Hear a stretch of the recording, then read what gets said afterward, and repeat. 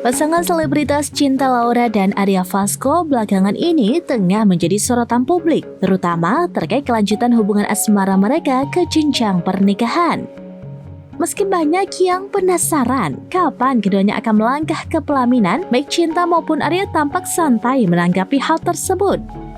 Keduanya kompak menyebut belum ingin buru-buru menikah. Cinta Laura mengungkapkan bahwa meskipun pernikahan sudah menjadi bagian dari rencana masa depan mereka, saat ini masih banyak hal yang ingin mereka capai secara profesional. Menurut Cinta, pernikahan bukanlah sesuatu yang ditakuti, namun membutuhkan kesiapan yang matang.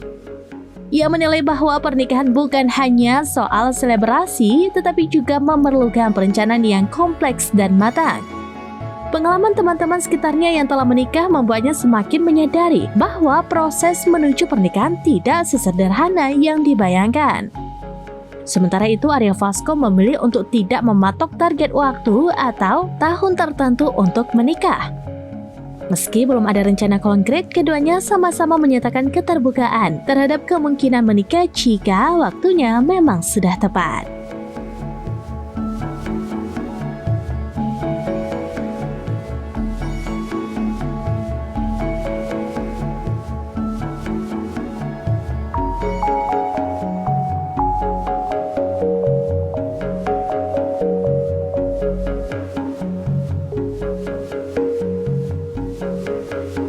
Download Tribun X sekarang, menghadirkan lokal menjadi Indonesia.